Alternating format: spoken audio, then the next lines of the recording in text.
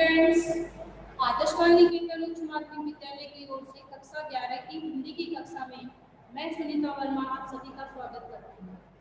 आप जानते हैं कि अपन जो गद्य खंड है आरोह का उसे अपने ने स्टार्ट कर रखा है। अब उसमें जो फर्स्ट चैप्टर था वो अपन ने पढ़ लिया है और सेकंड जो चैप्टर है अपना वो अभी पढ़ रहे हैं। अब सेकंड जो चैप्टर है उसके रचयिता कौन है? कृष्णा सोबती। कृष्णा सोबती का जो जीवन परिचय है वो अपन ने देख लिया है कि कब उनका जन्म हुआ है, कहाँ उनका जन्म हुआ है, कौन कौन सी उनकी रचनाएं थी, उन सभी का अध्ययन अपन ने कर लिया है। अब जो आपका पाठ का नाम है वो है मियां नसीरुद्दीन। मियां नसीरुद्दीन।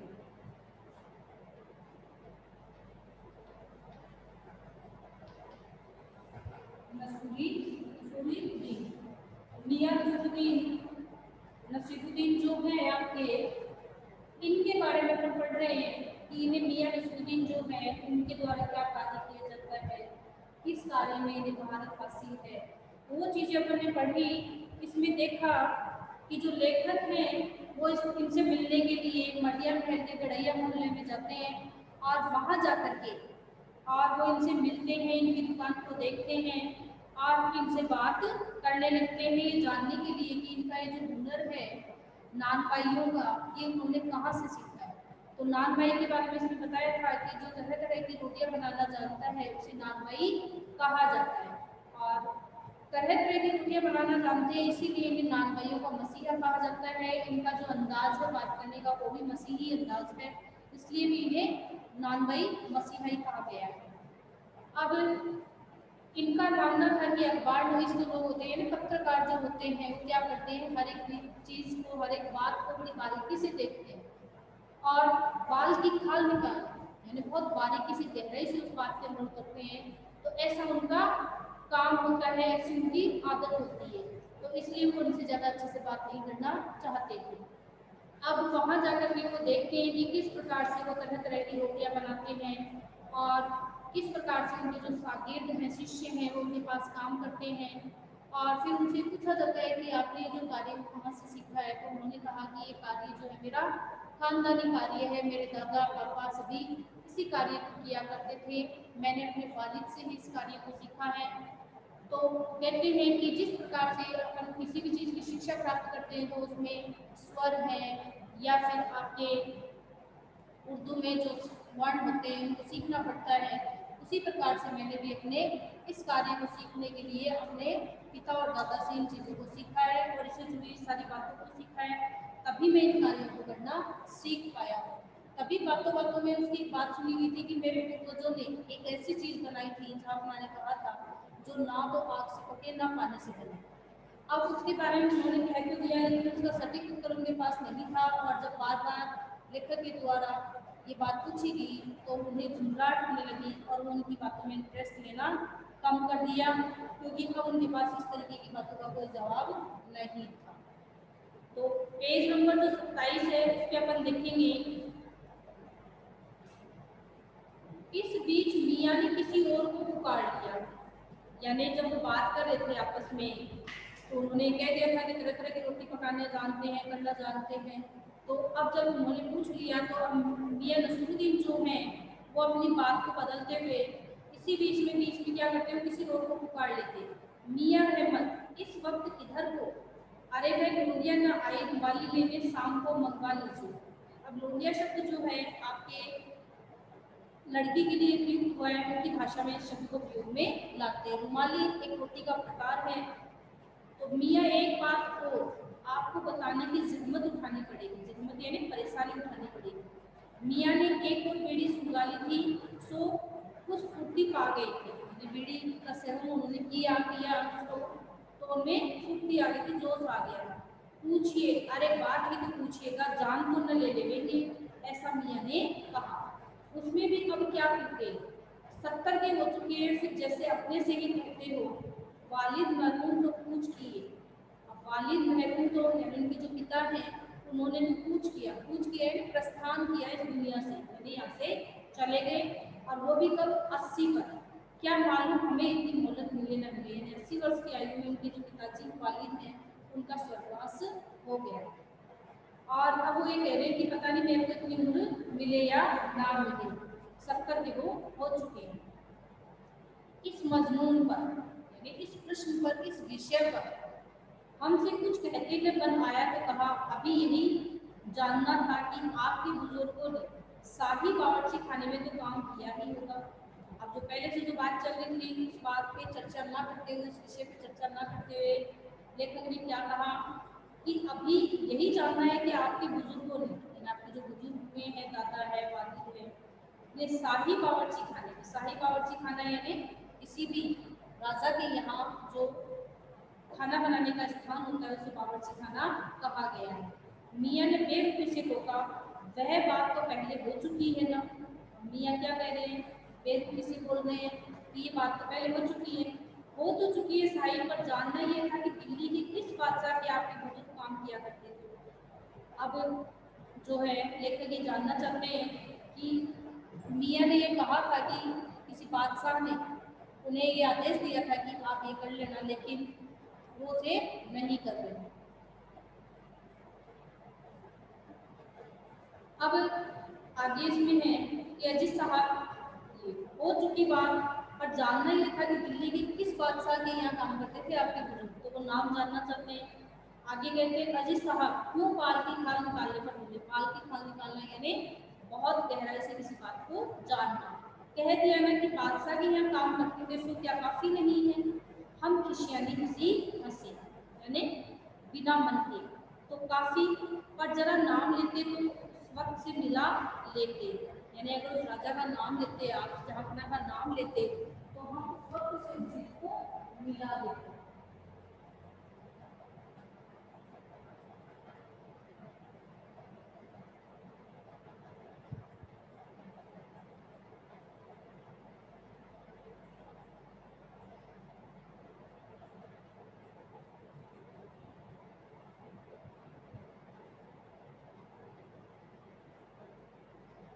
तो उस वक्त से वो उस चीज को मिला लेते।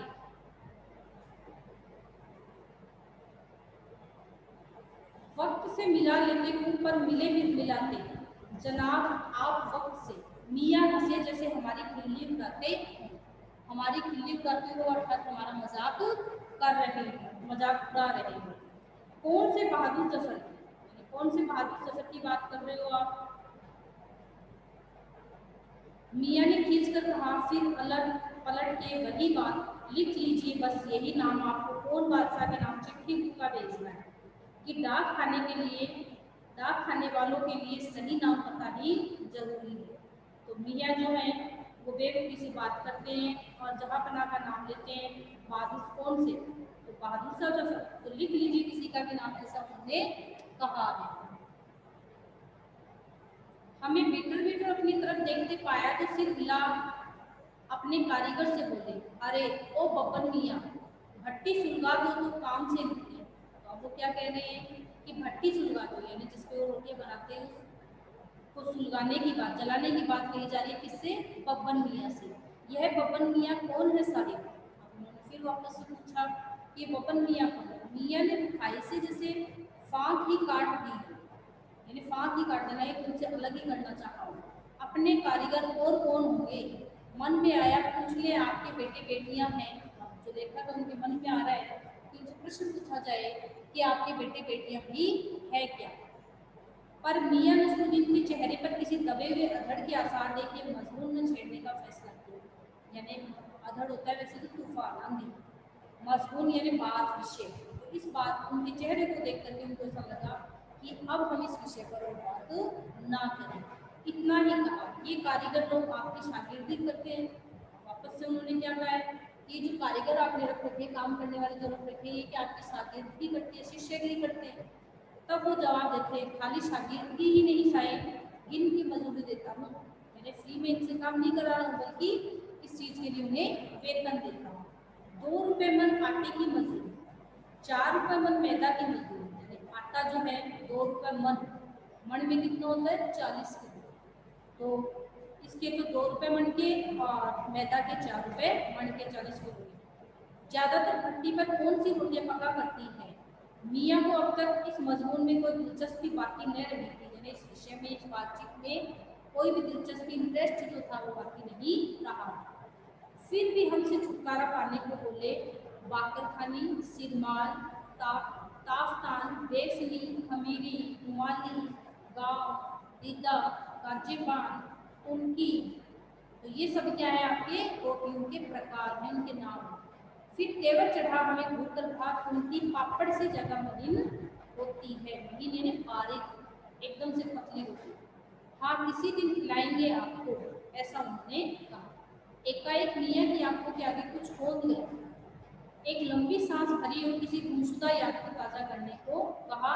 उतर गए वे जमाने, यानी जिस जमाने में उनकी चीज़ों को बहुत ज़्यादा पसंद किया जाता था, पसंद करने वाले लोग हुआ करते थे, तो वो जो जमाना था वो तो चला गया, इस बात को याद रखना। और गए वे कद्रदान, कद्रदान यानी इज्जत करने वाले, जो पकाने खाने की कद्र करना जानते थे कि जो पकाता है उसके लिए कितनी मेहनत लगती है, और खाने वाला जो है वो उसे खा करके उसकी कितनी तारीफ किया करता था, कद्र किया करता था। मियाँ अब क्या रखा है, निकाली तंदूर से निकली और हजम तो कुछ नहीं है कि बना के दी, अगले ने खाई और हजम, कोई तारीफ नहीं है, कुछ छोड़ नहीं है, कोई इज्जत नहीं है। तो इस प्रकार से उन्होंने रोटी बनाने के कार्य के बारे में बताया है कि कितने प्रकार की रोटियां वो बना सकते हैं। 56 प्रकार उन्होंने बताए हैं, उनके नाम भी कुछ एक उन्होंने गिनाए हैं, उनकी विशेषता भी उन्होंने बताई है। और आज जो समय है, उस समय के अनुसार जो है रोटियां, जो ये जो रोटियां ले या कोई भी कार्य हो, उसके प्रति जो इज्जत और सम्मान है वो नहीं बचा है, उसकी कद्र करने वाले, उसके महत्व को जानने वाले लोग नहीं है। तो ये आपके पाठ संख्या 2 है, आरोह में कृष्णा सोफ्ती द्वारा रचित है, मियाँ नसरुद्दीन का के बारे में लिखा हुआ है। अब इनके प्रश्नोत्तर जो है वो अपन करेंगे। मियाँ नसरुद्दीन को नानबाइयों का मसीहा क्यों कहा गया है? तो आपने देखा होगा कि मियाँ नसरुद्दीन को नानबाइयों का मसीहा क्यों कहा गया है, क्योंकि मियाँ नसरुद्दीन जो है वो 56 प्रकार की रोटियां बनाना जानते थे। तो ये जो हुनर है उनमें, इसी के लिए उन्हें नानबाइयों का मसीहा कहा गया है कि इतने प्रकार की जो रोटियां हैं हर किसी को बनानी नहीं आ सकती, और मसीहाई अंदाज में वो बात करते हैं, इसलिए मसीहा शब्द भी उनके नाम के साथ लगा है। फर्स्ट जो क्वेश्चन है ये आपको करना है, लेखिका मियाँ नसरुद्दीन के पास क्यों गई थी? तो लेखिका जो है वो मियाँ नसरुद्दीन के पास गई थी, क्यों गई थी? तो उनके द्वारा जो रोटी बनाने का कार्य है, उस कार्य के बारे में जानने के लिए गई थी कि इतने प्रकार की रोटियां उन्होंने कहाँ से बनानी सीखी है, कहाँ इसकी शिक्षा ली है, और किस किस प्रकार की रोटियां होती हैं, कैसे उन्हें बनाया जाता है। तो इन सब के बारे में जानने के लिए जो है लेखिका उनके पास गई थी। तीसरा प्रश्न है, बादशाह के नाम का प्रसंग आते ही लेखिका की बातों में मियाँ नसरुद्दीन की दिलचस्पी क्यों खत्म होने लगी थी? तो मियाँ नसरुद्दीन जो है उन्होंने ऐसी बात कह दी थी, कोई सुनी सुनाई बात कह दी थी कि हमारे बुजुर्गों में ऐसा हुआ था कि भाई उस समय किसी जावना ने कहा था कि आप ऐसी कोई चीज़ बनाइए जो कि ना पानी से बने और ना आग पे पके। तो ये बात उन्होंने कह तो दी, लेकिन उन्हें भी ये पता नहीं था कि किस जावना के लिए ये कहा गया है, किसने कहा है। तो ये सारी जो जानकारियां उनके पास नहीं थी। और जब लेखिका ने बात उसी बात के बारे में मुझे पूछा, तो बादशाह का नाम का प्रसंग आके ही नसरुद्दीन की जो दिलचस्पी है वो खत्म हो गई, वो उस विषय पर बात नहीं करना चाहते। प्रश्न संख्या 4, मियाँ नसरुद्दीन के चेहरे पर किसी दबे हुए अधड़ के आसार देखे मजबूर न छेड़ने का फैसला किया। इस कथन के पहले और बाद के प्रसंग का उल्लेख करते हुए इसे स्पष्ट कीजिए। तो इसमें जो है मियाँ नसरुद्दीन के चेहरे पर किसी दबे हुए अधड़ के आसार देखे, यानी जो बात लेखिका ने पूछी थी जहाँपना वाली, उस बात को देख करके पता चल रहा था कि मियाँ नसरुद्दीन जो है वो उनकी बातों में दिलचस्पी नहीं ले रहे हैं, और ऐसे ही उन्होंने बात कह दी है जिसका उत्तर उनके पास नहीं है, इसलिए ये बात ना छेड़ने का उनका मन किया। अब इस कथन के पहले और बाद के प्रश्न का उल्लेख करके स्पष्ट कीजिए। तो उन्होंने वापस जब उससे पूछा कि हाँ भाई आप बताइए कि वो झांपना कौन, तब उन्होंने कह दिया कि कौन सा आपको उनके नाम चिट्ठी लिखनी है। तो बहादुर शाह जफर और झापड़ा का नाम जो उन्होंने ले लिया।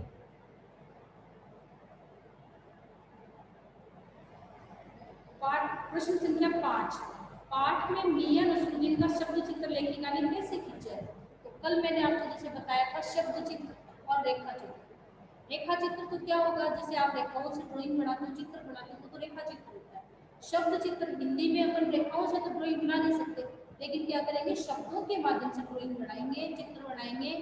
तो जैसे किसी व्यक्ति के बारे में बताना है, आपके मियां नसरुद्दीन के बारे में बताया गया था कि मटिया महल के गड़हिया मोहल्ले में जब वो गए तो रोटी बनाने वाली जो दुकानें थी नानवाइयों की, वहाँ पर चारपाई पर बैठे मियाँ जो हैं वो बीड़ी का मजा ले रहे थे, बीड़ी उन्होंने सुलगा रखी थी। और इस प्रकार से इसमें बताया कि किस प्रकार से मौसम की मार से उनका पका हुआ चेहरा था, पतला चेहरा था, कैसे वो दिख रहे थे। वो सारी चीजें आपके पाठ के स्टार्टिंग में उनके बारे में दी हुई है, वहां से आप इनको लिख लें। और यही चीजें अगर आप जैसे किसी को बता देते तो आप आसानी से उसको ड्राइंग बना सकते हो, तो इसे शब्द चित्र कहा गया है। तो ये पांचों प्रश्न जो हैं अभ्यास वाले पाठ के साथ वाले, ये आपको करने हैं। अब है पाठ के आसपास। मियां नसरुद्दीन की कौन सी बातें आपको अच्छी लगी? तो मियां नसरुद्दीन की कौन सी बातें आपको अच्छी लगी? एक तो सबसे पहला काम, उन्होंने अपने खानदानी पेशे को अपनाया था और हुनर जो है उनमें रोटियां बनाने का वो बहुत अच्छा था।